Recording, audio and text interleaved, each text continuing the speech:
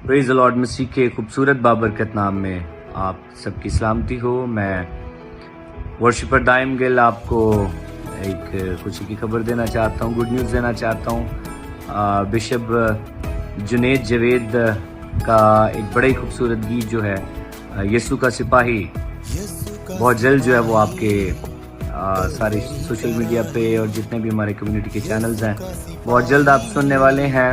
और इस गीत को लिखा, कंपोज किया, इसकी शायरी, कॉम्पोजिशन और इसको गाया जो है वो बिशप जुनेद जवेद साहब ने। और इसका म्यूज़िक मिक्स मास्टर जो है वो महरोज़ यूसुफ साहब ने किया। और इसके जो डीओपी डायरेक्टर हैं वो भाई अरसलान खैरुल हैं।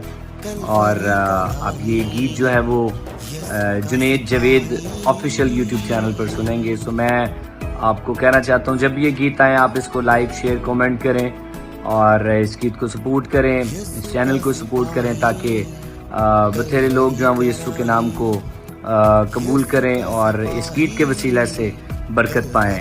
और मेरी बेस्ट विशेस जो है वो बिशप जुनेद जवेद साहब के साथ है। और खुदावंद आपको और ज़्यादा बरकत दे और अपने नाम के लिए इस्तेमाल करें। Thank you so much, God bless you.